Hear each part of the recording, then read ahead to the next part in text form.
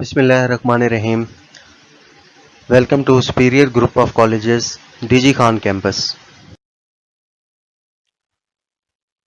आज हम chapter number 4 का छठा लेक्चर जो है बेटा स्टार्ट करेंगे। आज का जो हमारा टॉपिक है वो है जी vapour pressure and factors affecting the vapour pressure.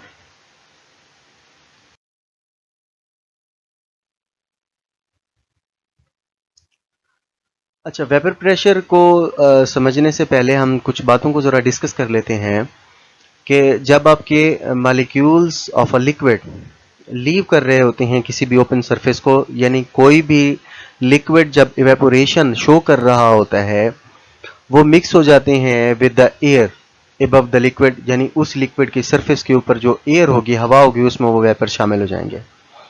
अगर ये वेसल ओपन होगी, यानी इसके ऊपर किसी किस्म का ढक्कन या लिड नहीं होगा, तो ये मॉलिक्यूल्स इस सरफेस को लीव करके चले जाएंगे। लेकिन अगर यही सिस्टम क्लोज हो जाए, यहां पर एक समझने वाली बात है कि क्लोज सिस्टम होना चाहिए। अगर क्लोज सिस्टम होगा तो मॉलिक्यूल्स ऑफ द लिक्विड जो है वो इसी लिक्विड की सरफेस पर जमा होना शुरू कर देते हैं। These molecules not only collide with the walls of container, और यही जो आपके मॉलिक्यूल्स हैं वो कंटेनर की ना सिर्फ दीवारों से टकराते हैं बल्कि लिक्विड की सरफेस से भी टकराएंगे, और इससे मॉलिक्यूल्स के लिक्विड की सरफेस के अंदर दोबारा से ऐड होने के या रिकैप्चर होने के चांसेस बढ़ जाते हैं। यानी पहले आपके मॉलिक्यूल्स लिक्विड से वेपर्स में कन्वर्ट हुए, उनको बाहर जाने का रास्ता फराहम नहीं किया गया, वो कंटेनर की दीवारों से टकराए, फिर सरफेस से टकराए, और इस तरह से वो वापस वेपर से लिक्विड में कन्वर्ट भी हो सकते हैं, और ये अमल क्या कहलाता है? कंडेंसेशन। ये दो अमल जिसे आप इवेपोरेशन और कंडेंसेशन कहते हैं, ये कंटिन्यू रहते हैं उस वक्त तक जब तक रेट ऑफ इवेपोरेशन इक्वल नहीं हो जाता रेट ऑफ कंडेंसेशन के। तो जब ये दोनों रेट्स, रेट ऑफ इवेपोरेशन और रेट ऑफ कंडेंसेशन, आपस में इक्वल हो जाते हैं तो ये स्टेट क्या कहलाएगी? State of dynamic equilibrium. यानी दोनों में तवाजुन कायम हो जाएगा, लेकिन ये प्रोसेस फिर भी कंटिन्यू रहेगा। यानी जितना रेट ऑफ इवेपोरेशन होगा उतना ही रेट ऑफ कंडेंसेशन होता रहेगा। और इस सूरत हाल में जब आपके वेपर्स प्रेशर एक्सर्ट करेंगे तो यही आपका क्या कहलाएगा? Vapour pressure.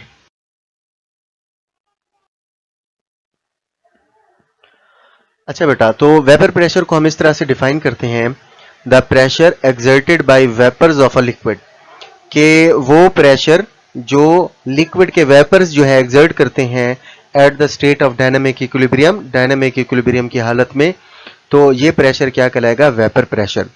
Number of molecules जो सरफेस को लीव कर रहे होते हैं, यानी जो इवेपोरेट कर रहे होते हैं, वो जब इक्वल हो जाता है, जस्ट इक्वल का मतलब है जब वो इक्वल हो जाएगा रेट ऑफ कंडेंसेशन के, यानी जितने मॉलिक्यूल्स आपके वेपर्स बना रहे हैं उतने ही मॉलिक्यूल्स आपके वेपर से जब लिक्विड में कन्वर्ट होंगे, तो उस वक्त जो आपका इक्विलिब्रियम होगा वो क्या कहलाएगा? Dynamic equilibrium. और उस वक्त जो आपके वेपर्स प्रेशर एक्सर्ट कर रहे होंगे वही आपका क्या कहलाएगा? वेपर प्रेशर कहलाएगा। जैसे मिसाल के तौर पर आप इस डायग्राम में देखें, ए से लेकर डी तक ये 4 डायग्राम्स हैं। पहली डायग्राम में लिक्विड के कम मॉलिक्यूल्स वेपर्स बना रहे हैं, फिर इसी तरह से रेट ऑफ इवेपोरेशन आपका बढ़ता जा रहा है। जैसे जैसे आपका टेम्परेचर बढ़ता जाएगा रेट ऑफ इवेपोरेशन बढ़ रहा है, इसी तरह से उसके साथ साथ ग्रेजुअली रेट ऑफ कंडेंसेशन, यानी वेपर्स का लिक्विड में कन्वर्ट होने का जो अमल है वो भी तेज होता जा रहा है। तो लास्ट में हम कह सकते हैं कि जितने मॉलिक्यूल्स आपके इवेपोरेट हो रहे हैं या जितने मॉलिक्यूल्स आपके वेपर्स बना रहे हैं उतने ही मॉलिक्यूल्स आपके वेपर से वापस लिक्विड में भी कन्वर्ट हो रहे हैं। तो रेट ऑफ इवेपोरेशन और रेट ऑफ कंडेंसेशन जब इक्विलिब्रियम में आएंगे उस वक्त जो आपका वेपर का प्रेशर होगा वही आपका क्या कहलाएगा? Vapour pressure.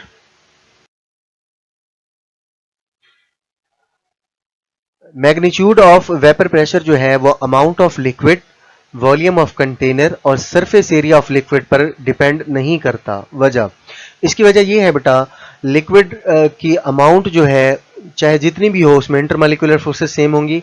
Volume of container ये surface area of a liquid, इसके चेंज करने से जितने मॉलिक्यूल्स अगर इवेपोरेट होंगे उतने ही मॉलिक्यूल्स फिर आपके कंडेंस भी होंगे। तो नतीजा ये निकलेगा कि जो भी होगा हमारे पास रेट ऑफ इवेपोरेशन और रेट ऑफ कंडेंसेशन वो इक्वल रहेगा। तो इन तीन चीजों के चेंज होने से आपका वेपर्स का प्रेशर चेंज नहीं होता वजह। अच्छा, इसकी एक और रीजन ये है कि भाई आपके वेपर प्रेशर जो है यानी प्रेशर ऑफ वेपर्स जो है वो उस वक्त डेवलप होता है जब आपके पास कंटेनर क्लोज्ड हो। कंटेनर क्लोज होगा तभी आपके वेपर्स जो हैं वो कंटेनर की वॉल्स के साथ, उसकी दीवारों के साथ और लिक्विड की सरफेस के साथ टकराएंगे। जितना ज्यादा वो प्रेशर के साथ टकराएंगे उतना ही ज्यादा वो दबाव क्रिएट करेंगे जिसे आप वेपर प्रेशर कहते हैं। तो यही वजह है कि आपका चाहे अमाउंट ऑफ लिक्विड कम या ज्यादा हो, वॉल्यूम ऑफ कंटेनर कम ज्यादा हो, सरफेस एरिया ऑफ लिक्विड कम ज्यादा हो, तो इससे रेट ऑफ इवेपोरेशन और रेट ऑफ कंडेंसेशन सेम रहेंगे, जिसका नतीजा ये निकलेगा वेपर प्रेशर पर कोई खास फर्क नहीं पड़ेगा।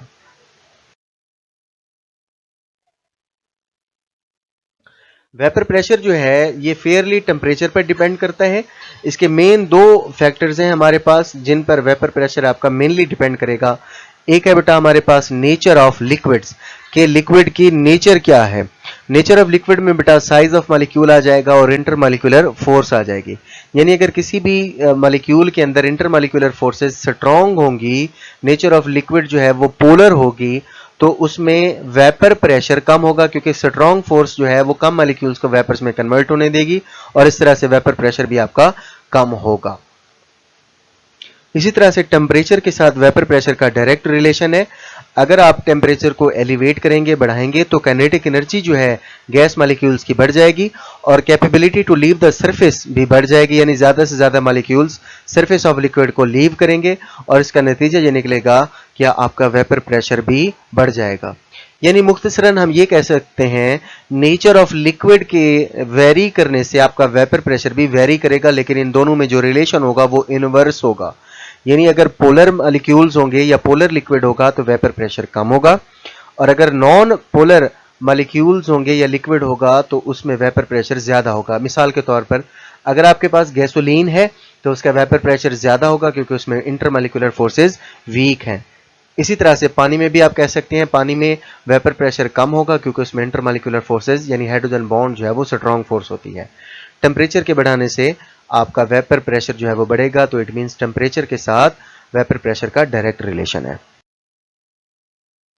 अच्छा, यहां पर बेटा हमने एक टेबल को जरा डिस्कस करना है। इस टेबल के मुताबिक आपको एक टेम्परेचर की रेंज दिखाई गई है 0 डिग्री सेल्सियस से लेकर 100 डिग्री सेल्सियस तक। जब आपके पास कम टेम्परेचर होता है तो वेपर प्रेशर कम है और जैसे जैसे आपका टेम्परेचर बढ़ता जा रहा है वैसे वैसे आपका वेपर प्रेशर भी बढ़ता जा रहा है। यानी मिसाल के तौर पर आप देखें, अगर आपके पास टेम्परेचर 0 डिग्री सेल्सियस है, आप 0 से बढ़ाकर 10 तक लेकर जाते हैं तो वेपर प्रेशर आपका 4.5 टॉर से लेकर 9.209 टॉर तक बढ़ जाएगा। इसी तरह से आपका वेपर प्रेशर 527.8 टॉर से बढ़कर 760 टॉर पर चला जाएगा अगर आप टेम्परेचर को 90 से 100 तक लेकर जाएं। यानी सादा अल्फाज में हम ये कह सकते हैं अगर आपके पास कम टेम्परेचर है तो वेपर प्रेशर कम होगा, अगर आपका टेम्परेचर बढ़ रहा है तो वेपर प्रेशर भी बढ़ता जाएगा। लेकिन अगर आपके पास कोई पर्टिकुलर टेम्परेचर है यानी कोई मखसूस टेम्परेचर है, उस पर यानी टेम्परेचर को आप कांस्टेंट रखकर इंटरमॉलिक्यूलर फोर्सेस की बेस पर आप वेपर प्रेशर को स्टडी करते हैं, तो सेम टेम्परेचर या पर्टिकुलर टेम्परेचर पर मेरा बेटा इंटरमॉलिक्यूलर फोर्सेस जो हैं वो वेपर प्रेशर के साथ इनवर्सली रिलेटेड होंगी। यानी अगर इंटरमॉलिक्यूलर फोर्स स्ट्रॉन्ग है जैसे इन केस ऑफ वाटर तो वेपर प्रेशर क्या होगा, कम। अगर इंटरमॉलिक्यूलर फोर्सेस वीक है इन केस ऑफ गैसोलीन या एनी अदर ऑर्गेनिक कंपाउंड तो उसमें इंटरमॉलिक्यूलर फोर्सेस वीक होने की वजह से उनमें वेपर प्रेशर क्या होगा, ज्यादा होगा।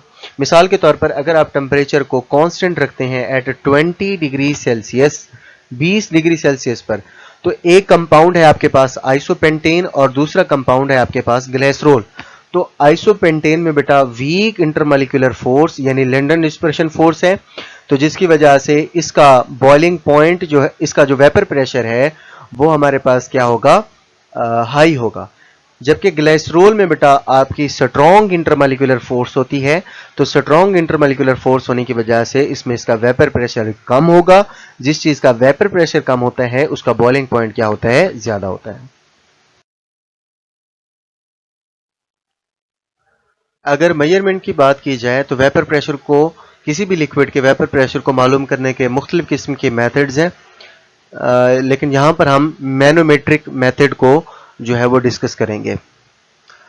मैनोमेट्रिक मेथड जो है वो कंपैरेटिवली एक्यूरेट होता है।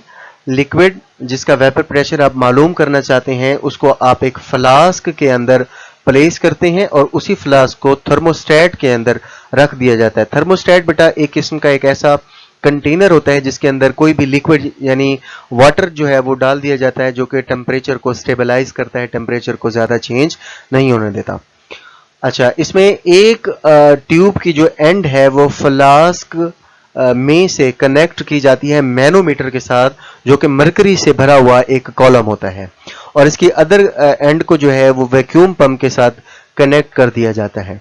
लिक्विड जो उस फ्लास्क के अंदर मौजूद होगा उसको फ्रीजिंग मिक्सर के जरिए फ्रीज किया जाएगा, ताकि उस लिक्विड के ऊपर जो स्पेस में मौजूद वेपर्स हैं या जो लिक्विड के बुखारात हैं उनको इवैक्यूएट किया जा सके। इस तरह से एयर जो है वो लिक्विड में से रिमूव हो जाएगी, ताकि आप सिर्फ और सिर्फ प्योरली उस लिक्विड का वेपर प्रेशर जो है वो मालूम कर सकते हैं। तो फ्रोजन लिक्विड में से आप उसको फिर उसे मेल्ट करेंगे, मेल्ट करने के बाद फिर उसमें से जो एयर के बबल्स होंगे उनको फिर आप फ्रीजिंग के जरिए जो है वो फिर रिमूव कर देंगे, और इस तरह से सारी की सारी एयर जो है वो लिक्विड में से या फ्लास्क में से रिमूव हो जाएगी, और इस तरह से आप लिक्विड के बनने वाले प्योर वेपर्स का प्रेशर मालूम कर सकते हैं। जैसे मिसाल के तौर पर ये देखें, यहाँ पर ये एक थर्मोस्टेट जो है वो दिखाया गया है, जिसके अंदर ये पानी मौजूद होगा जो कि टेम्परेचर स्टेबलाइजेशन का काम करेगा। थर्मामीटर के जरिए आप टेम्परेचर चेंज मालूम कर सकते हैं। यहाँ वो फ्लास्क है जिसके अंदर आप वो लिक्विड रखते हैं जिसका आपने वेपर प्रेशर मालूम करना होता है। देखिए, इसकी एक एंड को कनेक्ट किया गया है मैनोमीटर के साथ, जिसके अंदर ये डार्क ब्लू शेड के अंदर आपको मरकरी फील्ड नजर आ रहा है, जबकि इसी ट्यूब की दूसरी एंड को वैक्यूम पंप के साथ कनेक्ट किया गया है। तो प्रोसेस कुछ इस तरह से है कि इसमें जो मौजूद लिक्विड है इसको पहले फ्रीज किया जाता है, ताकि लिक्विड फ्रीज हो जाएगा और इसमें मौजूद जो एयर बबल्स हैं वो फ्रीज नहीं होंगे। तो उन एयर वेपर्स को यहाँ से वैक्यूम पंप के जरिए इवैक्यूएट कर दिया जाएगा, यानी बाहर निकाल दिया जाएगा। उसके बाद इसको स्लोली हीट किया जाएगा। जैसे ही इसके वेपर्स बनेंगे तो इसके बनने वाले जो वेपर्स हैं वो यहाँ से होते हुए इस आर्म पर एक साइड से क्या लगाएंगे, प्रेशर। स्टार्ट में इन दोनों मरकरी के लेवल्स का मरकरी का जो लेवल है वो आपस में इक्वल होता है, लेकिन जैसे ही वेपर्स बनते हैं वो यहाँ से प्रेशर एक्सर्ट करते हैं तो यहाँ से लेवल नीचे चला जाता है और यहाँ से लेवल ऊपर चला जाता है, और बाहर से एटमॉस्फेरिक प्रेशर भी इसी मरकरी के कॉलम पर एक्सर्ट हो रहा होता है। तो डेल्टा एच जो है वो यहाँ पर चेंज इन मरकरी लेवल्स है। तो इस सिंपल मेथड के जरिए जो है, लेकिन ये एक्यूरेट और कन्वीनियंट मेथड है, इसके जरिए आप vapour pressure of any liquid जो है वो मालूम कर सकते हैं। ठीक है बेटा, तो यहाँ पर आपके पास डिफरेंट मरकरी की